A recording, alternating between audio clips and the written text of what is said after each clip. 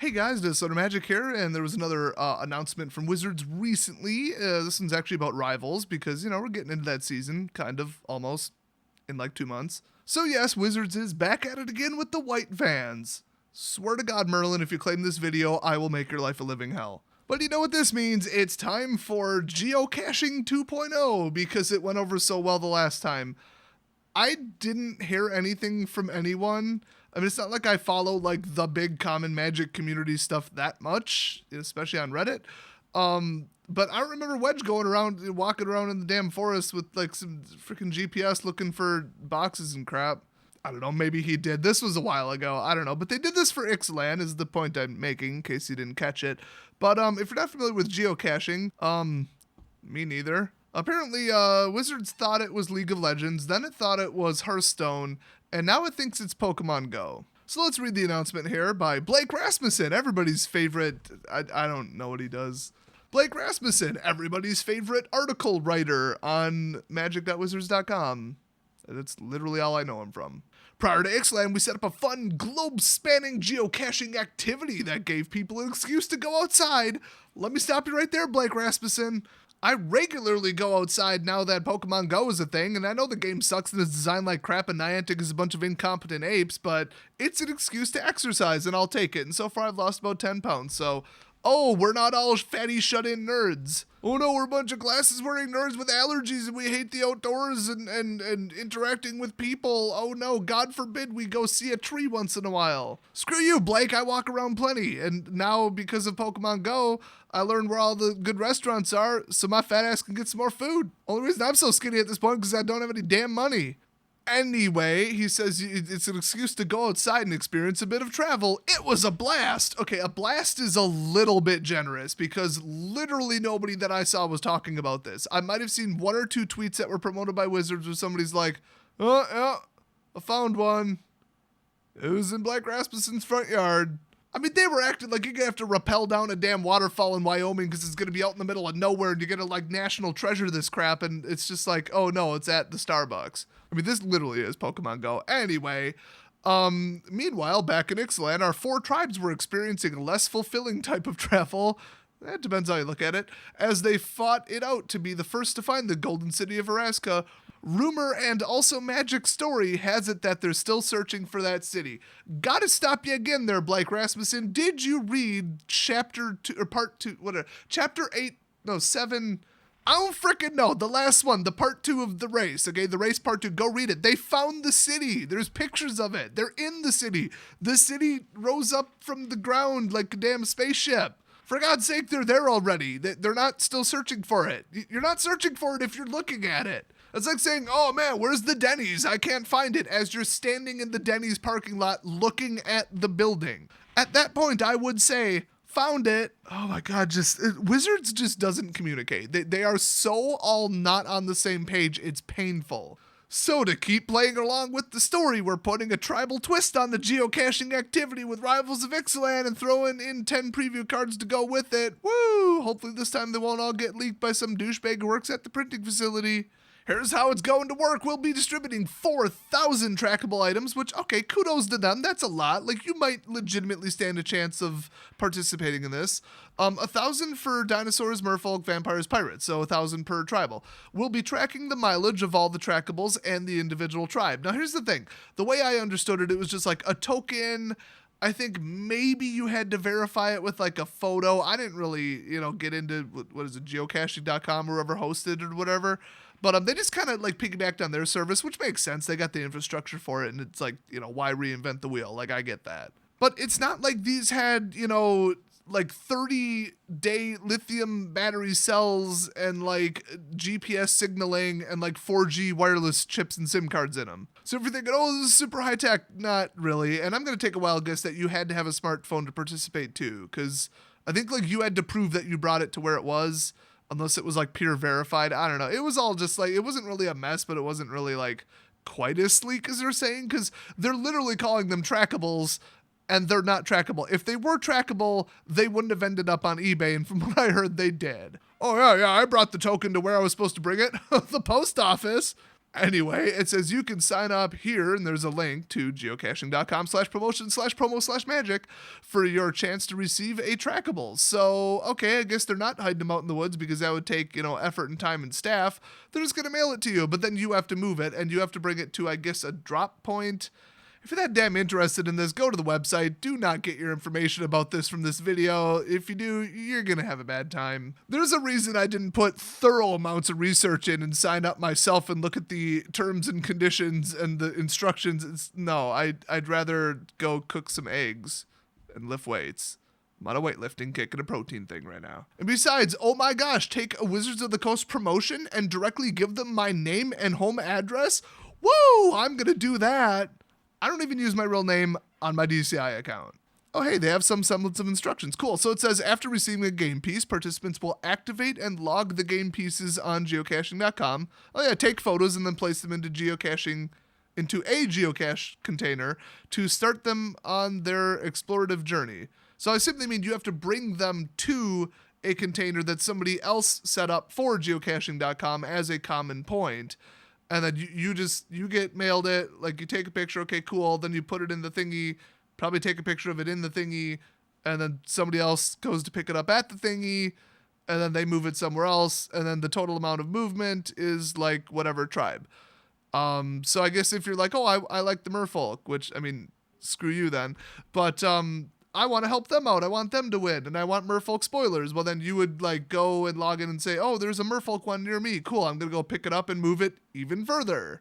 I mean, I guess that's the gist of how it works, so let's see what their version of it is. Let's see. Geocache containers stay in one place for the duration of their life cycle, while the trackable game pieces move from container to container. I think they have QR codes, by the way, too. Anyway, you'll probably want to download the geocaching.com app to participate. See, told you need a smartphone. Oh, they literally said, because we live in the future. Okay, well, I'm too poor to have a smartphone. I mean, I do, technically. But it's like not in service, and then it's like pay as you go with Straight Talk, and it's only $15 a month, and I just use it to drive for Uber, which actually makes me money, and then I also play Pokemon Go with it. But my real phone isn't a smartphone because I can't afford the plan. Do you want us to spend money on smartphones and data plans, or do you want us to buy magic products? Make up your mind, Wizards. Frickin' Blake Rasmussen cruising around town, probably in like a Tesla or Lexus or something, thinking everybody has smartphones. To follow along at home or to share cool things you find, like, say, trackables. Yes, I would hope so. If you find anything else, that would be weird. Anyway, keep an eye on that hashtag MTG Geocachers hashtag, which I guarantee people are going to spell wrong. I mean, it's like MTG Geocachers with 2 G's, and nobody else knows how to spell the word cache. Anyway, Instagram and Twitter, that's where they're going to be covering it, I guess. Oh, good Lord. Do I even have to read this? Let me read this paragraph in its entirety. To follow along at home or to share cool things you find, like, say, trackables, ? Keep an eye on the MTG Geocachers hashtag on both Instagram and Twitter. You know, where the cool internet kids hang out.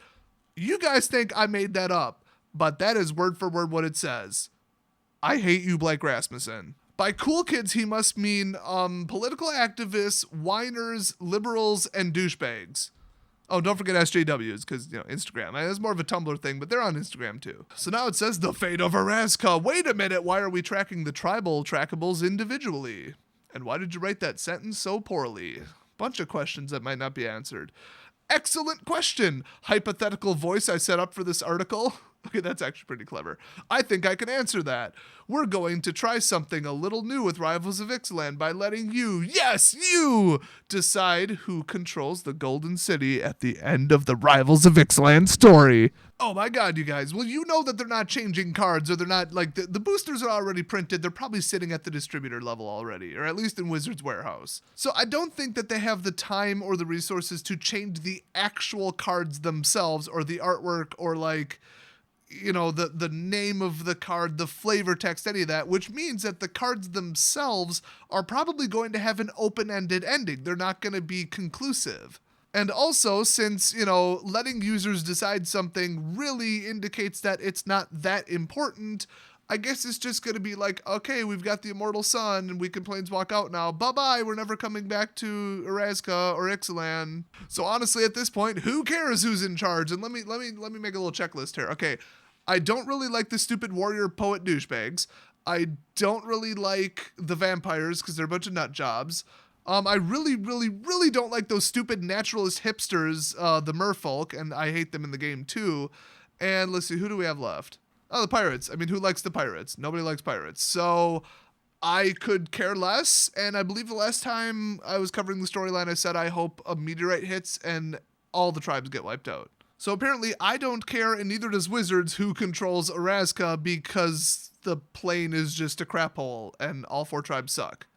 Wow, what motivation. I can't wait. They're just going to change a couple words in the damn final chapter, or they have like 4 versions of it written or whatever. I guarantee it'll be like 1 paragraph. So this whole like real world choose your own adventure, you control it thing is gimmicky. Like it's a little bit cool, but it's, I don't know. I mean, if it wasn't for Pokemon Go and the whole, oh, go here, oh, the real world is your board for a game, whatever. Like, I think people are kind of over it, so I don't know. So let's burn through the rest of this. Will it be overrun by dinosaurs, controlled by merfolk, infested by vampires? See, infested. See, even they hate vampires. Or become a haven for pirates. I mean, if I had to choose one, I'd say pirates, but I mean, they're kind of a bunch of jerks too. Anyway, you don't have to participate in the geocaching activity to have a voice in who holds the city.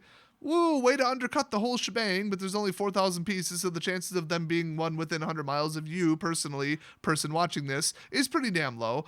Starting in January, different regions around the world will hold votes on social media or the Magic website that will help determine who takes it all. Based on the outcome of these votes and getting the most trackable miles, we'll award points to each faction. We'll tally those up, and the faction with the most points will be declared the victor and will possess the Golden City. If Merfolk win, we will personally shut down with DMCAs every single MTG channel in existence. That's an interesting little tidbit they put on the end of that paragraph. So watch the various social media accounts in your region, Twitter or Facebook primarily, for these votes and help choose the fate of Ixalan! Exclamation mark for no reason. Guys, I swear, if freaking Merfolk win this damn contest, I will buy a chimpanzee, teach him sign language, teach him to play Magic the Gathering, bring him to a tournament, and then not film any of it so you don't get to see it. Okay, here's how they could fix this event, because I already think it's a little bit dumb and gimmicky and just whatever, just kind of pandering and just a little hyped up. Okay, 1,000 tokens, 4 categories, right? Replace the 4 tribals with 4 of the most hated members of the staff at Wizards of the Coast. And then whatever one gets the most trackable miles, fire that person.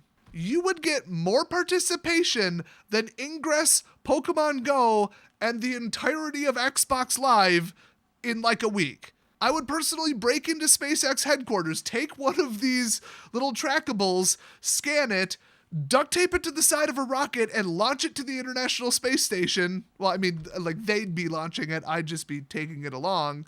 And that would personally add, I mean, at least a couple thousand miles. In fact, depending upon, well, I mean, the ISS isn't really in geosynchronous orbit, so it's like, yeah, it's all relative, but it's still moving really fast. Either absolute movement through empty space or relative to the Earth. However you want to track it, it's like a lot. I think it's like 20,000 miles a day or something. So you put Aaron Forsyth as one of the options, and bye-bye. You go into space, Aaron. You're going to rack up some miles up there, okay? So I don't think this is going to be quite as, like, exciting and, like, you know, talked about and participation-inducing as they make it sound, but, I don't know, if they turned it into some kind of staff Hunger Games thing, oh my god, people would just, like, lose their damn minds. They could literally sell the location of the last drop for these tokens for, like, $10, and people would be like, $10 to get so-and-so fired? Hell yeah! So if they really want people to participate, I would definitely switch that up a little bit. Otherwise, I mean, are you guys interested? Are you going to at least check on geocaching.com to see if any are close to you? Obviously, I'm not, because if I took a picture to prove it and then it was also associated with my address and my smartphone's unique identifiers, yeah, no, not going to happen. And the real question everybody's wanting to know is, how many of these trackers do you think will get stolen? Or, oh, pardon me, I meant lost mysteriously. Like, you know, lost mysteriously on eBay. But now the other thing, speaking of like eBay, I mean, I didn't see anywhere in here that says you personally have to walk it out to the geocaching location. So if I just put this in a first class, you know, mailer and mail it to somebody in California, technically it traveled like, I don't know, 1,000 some miles or whatever, a couple thousand, I don't even know. Hell, I could get this thing to Hawaii in a pretty reasonable amount of time with FedEx. I mean, like, would that count? I'm pretty sure it would. It's point to point. It's all vector calculations. So, I mean, the only reason you guys should really participate is to keep Merfolk from winning. I mean, I probably can't legally tell people to just go out and grab them from their geocache locations and then make sure they don't get to the next geocache location. So I'm not going to say that. I'll see you guys next video.